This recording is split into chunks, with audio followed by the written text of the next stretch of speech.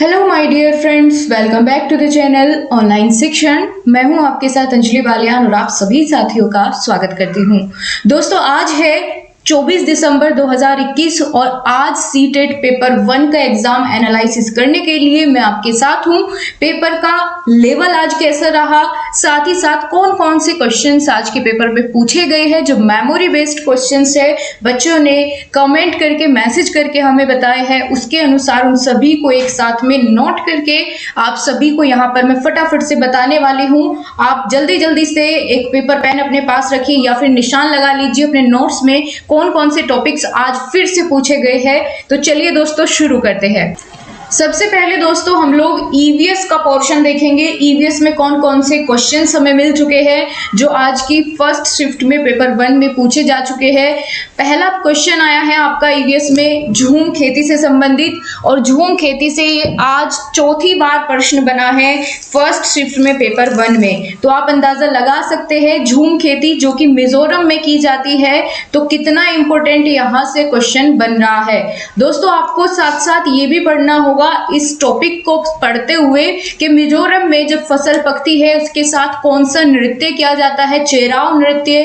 उसमें क्या होता है, बांस के डंडे को जमीन पर पीट पीट कर और भी उसके बीच में जो है एक पंक्ति में डांस करते हैं वो लोग। ठीक है, तो ये आपको साथ ही पता होना चाहिए। झूम की खेती की क्या खासियत है। झूम की खेती में जो वहाँ मिजोरम में रहने वाले लोग हैं वो कुछ समय तक खेती करते हैं, उसके बाद उस स्थान को खाली छोड़ देते हैं और जब वहां पर घास फूस उग जाती है, बांस उग जाते हैं, तो वो उनको काटते नहीं है। ठीक है, वहीं पर गिरा करके जला देते हैं, जिससे उसमें से जो राख निकलती है उससे वहां की मिट्टी उपजाऊ हो जाती है। और वे मिट्टी में जब झूम खेती करते हैं तो वहां पर वे गहरी खुदाई नहीं करते हैं, ना ही हल चलाते हैं, बस हल्का सा कुरेद कर उसमें अपनी खेती कर लेते हैं। इसके अलावा दोस्तों ये पूरी डिटेल्स थी आपकी झूम की खेती से संबंधित। अब हम बात करेंगे दूसरे क्वेश्चन पर, जो कि बंगाल की खाड़ी से रिलेटेड क्वेश्चन पूछा गया था।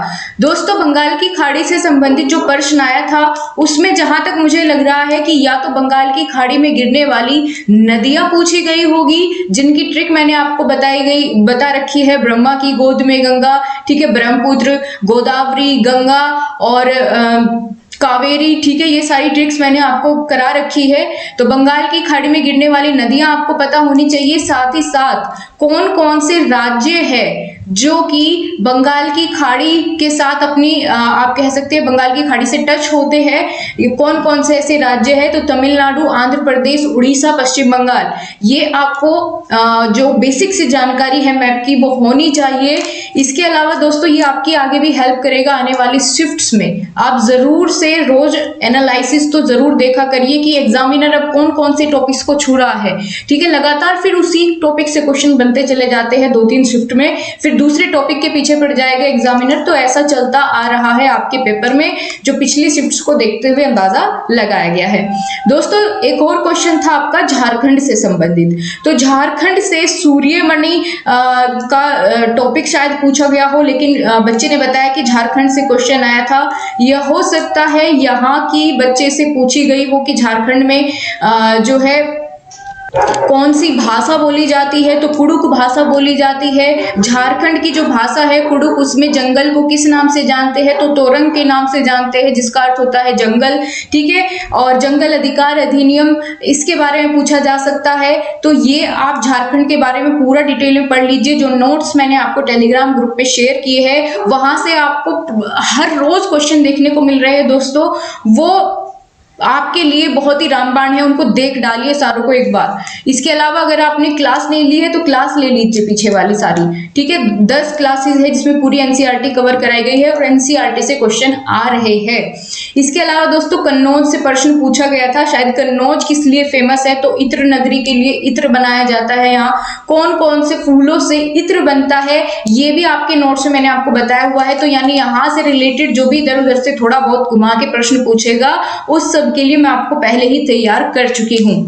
इसके अलावा दोस्तों आज फिर से स्लोथ से क्वेश्चन पूछा गया है, ठीक है। ये इस जानवर के बारे में आप लोग कमेंट करके बताओ फटाफट से, मैं तो बहुत बार बता चुकी हूँ, थक गई हूँ इसको बता बता के। बताओ ये कितने घंटे सोता है और कितना इसकी उम्र होती है, कितने सालों तक ये जीवित रहता है, अपने पूरे जीवन में ये कितने पेड़ों को बदलता है, कितने पेड़ों के पत्ते खाता है, कितने घंटे ये सोता है, ठीक है। ये सारी जानकारी आप एक फटाफट से कमेंट करके कमेंट बॉक्स में लिख डालो ताकि मुझे पता चले आप इन चीजों को याद रखते हैं, ठीक है। कंपटीशन में कहीं आप स्टैंड करते हैं या फिर 3-4 बार रिपीट होने के बाद भी अगर आपको याद नहीं है तो बहुत गलत बात होगी। इसके अलावा दोस्तों आपसे यहाँ पूछा गया था कि कर्नाटक में जब मिट्टी को खुरपी से खोदते हैं, है ना, तो उसको क्या कहते हैं। मतलब ये थोड़ा सा इस प्रकार से बच्चे ने क्वेश्चन भेजा है। मुझे लगता है कि यहाँ पर कल भी एक इसी तरह का क्वेश्चन कल वाली शिफ्ट में भी था, उसमें लेकिन पूछा गया था कि जब हम कर्नाटक में जब मिट्टी को कुरेद कर उसको नरम बनाने का जो कार्य करते हैं वो किससे करते हैं, तो कल वाले क्वेश्चन का आंसर तो खूंटी था, ठीक है, खूंटी से करते हैं। तो यहाँ पर इसी तरीके से कर्नाटक से संबंधित आज फिर से दूसरा क्वेश्चन आया है। ये था आपका ईवीएस का पोर्शन। अब हम चलते हैं सीडीपी वाले टॉपिक पर। सीडीपी से कौन कौन से क्वेश्चन पूछे गए हैं, तो यहाँ पर आपके सामने है सबसे पहला प्रश्न जो कि हर रोज रिपीट हो रहा है, भाई पियाजे का संज्ञानात्मक सिद्धांत। इसकी चारों की चारों स्टेज ऐसे रट डालो आप लोग कौन कौन सी है। आपको सपने में भी कोई पूछे तो आप बता दें, ऐसे आपको ये पियाजे, वाइगोत्स्की और कोहलबर्ग, है ना, और इसके साथ साथ स्किनर और चॉम्स्की, ये आपको ऐसे हो जाने चाहिए, बहुत ही बेहतरीन। इसके अलावा दोस्तों एनईपी 2020 से आज फिर क्वेश्चन पूछा गया है। ये लगातार हर एक शिफ्ट में रिपीट हो रहा है question. NEP 2020 new education policy 2020, इसके बारे में आप लोग जरूर से पढ़ लीजिए। इसके अलावा दोस्तों प्राथमिक सामाजिकरण कहाँ से होता है बच्चे का, तो आप लोग जानते हैं उसके माता पिता, उसके भाई बहन यानी उसके परिवार से ही शुरुआत होती है। बच्चा जब छोटा होता है तभी से उसका सामाजिकरण शुरू हो जाता है उसके परिवार के द्वारा, ठीक है। चौथा क्वेश्चन एक और यहाँ से पूछा गया था कि दृष्टि बाधित जो बच्चे हैं उनकी समस्या का समाधान करने के लिए एक अध्यापक अपनी कक्षा कक्ष में किन टीएलएम का प्रयोग कर सकता है, तो आप जानते हैं कि ब्रेल लिपि, ठीक है, ब्रेल लिपि का प्रयोग कर सकता है। और बाकी जिन भी चीजों का इस्तेमाल करे वो ऐसी होनी चाहिए जिनको बच्चा टच करके उनको फील करके उसके बारे में समझ सके, है ना। कोहलबर्ग के सिद्धांत से क्वेश्चन आया था दोस्तों, इसको भी आप अच्छे से पढ़ लीजिए। एडीएचडी की फुल फॉर्म पूछी गई थी, ये एक लर्निंग डिसेबिलिटी है। फटाफट से इसकी फुल फॉर्म कमेंट बॉक्स में लिख डालो, आपको बता चुकी हूँ इसके बारे में भी जब आपको डिसेबिलिटीज पढ़ाई गई थी। जल्दी से लिख डालो कमेंट बॉक्स में, अगर नहीं भी पता है तो भी कमेंट कर दो, ठीक है। तो मैं आपको फिर बता दूंगी कमेंट का रिप्लाई करके, क्योंकि पहले मैं देखना चाहती हूँ कि आपको याद है या नहीं है। इसके अलावा समायोजन शिक्षा, ठीक है, समायोजित शिक्षा, तो ये समायोजन या समायोजित शिक्षा या समायोजित कक्षा से तो हर रोज प्रश्न आ रहा है। ये तो आपका मोस्ट इंपोर्टेंट टॉपिक है। ये आपका बहुत अच्छे समावेशी शिक्षा के बारे में आपको जानना है। इसके अलावा दोस्तों आपसे एसिमिलेशन से क्वेश्चन पूछा गया है, ठीक है। एसिमिलेशन आत्मसात करना, आत्मसात करने में क्या होगा कि आप जो पुरानी आपकी इंफॉर्मेशन होती है उनको बिना चेंज किए उसमें नई जानकारी को जब आप ऐड कर लेते हैं, न्यू इंफॉर्मेशन को बिना पुरानी वाली को चेंज किए, तो वो आपका क्या कहलाएगा, एसिमिलेशन कहलाएगा, आत्मसातकरण कहलाएगा, ठीक है। तो यहाँ से क्वेश्चन आपका पूछा गया था, आज ही टच हुआ है ये वाला पोर्शन, एग्जामिनर ने आज ही इस पर प्रश्न पूछा है, इससे पहली शिफ्ट में नहीं आया था। बात करें दोस्तों विकास का सिद्धांत पूछा गया था आज फिर से, कल वाली में तो सिरोन पदोन्मुखी जो आपका सिर हेड टू टो वाला डेवलपमेंट का जो एक सिद्धांत है वो पूछा गया था कल, लेकिन आज वाले में जो पूछा गया है इसमें पूछा है कि प्रोक्सिमो डिजिटल जो आपका डेवलपमेंट का सिद्धांत है, विकास का सिद्धांत है, उससे क्वेश्चन आया है, ठीक है। तो ये आप अच्छे से सारे सिद्धांत एक बार देख लीजिएगा। भाषा और विचार से संबंधित आपसे क्वेश्चन पूछा गया है, शायद ये था कि भाषा पहले आती है या विचार, कुछ इस प्रकार से क्वेश्चन आपसे पूछा गया था। ठीक है, तो यहाँ पर दोस्तों पियाजे और वाइगोत्स्की में डिफरेंस आपसे पूछा गया था कि पियाजे और वाइगोत्स्की में के सिद्धांत में आप किस प्रकार से उनको डिफरेंशिएट कर पाएंगे। तो आपको इन दोनों के बारे में बहुत अच्छे से नॉलेज होनी चाहिए, दोनों में क्या डिफरेंस है, क्योंकि दोनों एक दूसरे के अपोजिट ही बात करते हैं। कोई कहता है पहले लैंग्वेज आती है बाद में विचार, तो दूसरा कहता है पहले विचार आते हैं और लैंग्वेज बाद में।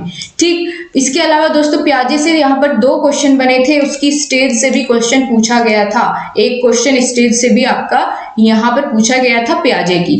और जेंडर बाइस्ड या जेंडर स्टीरियोटाइप से हर शिफ्ट में आपका क्वेश्चन आ रहा है, आज भी आया है।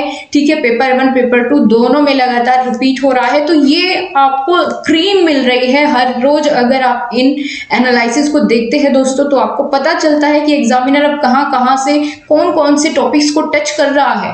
ठीक है, ये आपके लिए सबसे बड़ा प्लस पॉइंट है, क्योंकि आपको देखने का मौका मिल रहा है कि एग्जामिनर कहाँ कहाँ से क्वेश्चन बना रहा है, उसकी मेंटलिटी, सोचने का तरीका क्या है। तो ये चीजें आपको बहुत बेनिफिट देगी आपके एग्जाम पेपर में, तो इसके लिए आप लोग पहले ही तैयार रहिए। और दोस्तों वीडियो कैसी लगी बताना कमेंट बॉक्स में, वीडियो को लाइक शेयर करना आप सभी लोग। और इसके अलावा भी अगर कोई क्वेश्चन मिलते हैं तो मैं टेलीग्राम ग्रुप में आपसे क्वेश्चंस पोल क्रिएट करके वो पूछ लूंगी, इस तरीके से आपको आंसर भी पता चल जाएगा और आपका टेस्ट भी हो जाएगा एक तरह से। तो उसके लिए टेलीग्राम ग्रुप को ज्वाइन कर लो, कमेंट बॉक्स में लिंक दिया गया है। And thank you so much guys, फिर मिलेंगे आपसे, तब तक के लिए नमस्कार, जय हिंद, वंदे मातरम। गाइज, अगर आप एलटी ग्रेड सहायक अध्यापक भर्ती 2022 की परीक्षा के लिए तैयारी कर रहे हैं और अभी तक कंफ्यूज है कि किस बुक से आपको बहुत अच्छे तरीके से तैयारी करने का अवसर मिलेगा, तो ये यहाँ पर मैं आपको सजेस्ट करना चाहूँगी। चक्षु पब्लिकेशन की बुक आती है एलटी ग्रेड के लिए, और यहाँ पर बिल्कुल नवीनतम पाठ्यक्रम के अनुसार प्रीवियस ईयर क्वेश्चंस को या पेपर्स को ध्यान में रखते हुए पूरा पाठ्यक्रम इस बुक में तैयार किया गया है।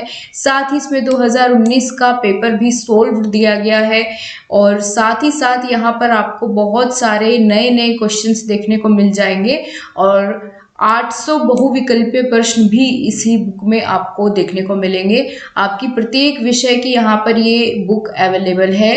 इसी के साथ यहाँ पर आप लोग देख पाएंगे, ये यहाँ पर आप देख सकते हैं सभी सब्जेक्ट्स की आपकी ये बुक अवेलेबल है। ठीक है, और इसी के साथ इस बुक की खासियत ये है कि जितना भी मटेरियल है वो बिल्कुल सिलेबस को ध्यान में रख कर के दिया गया है, कुछ भी एक्स्ट्रा नहीं है, कुछ भी कम नहीं है, बिल्कुल जितना होना चाहिए उसके हिसाब से सारी चीज़ें व्यवस्थित रूप से आपको इस बुक में मिलेगी। साथ ही इसके प्रैक्टिस सेट भी आते हैं, आप लेना चाहेंगे तो आपके पास के किसी भी बुक स्टोर पर ये बुक अवेलेबल हो जाएगी चक्षु पब्लिकेशन की, या फिर आप इसको ऑनलाइन भी खरीद सकते हैं, जिसका लिंक आपको डिस्क्रिप्शन में दे दिया गया है। Thank you guys.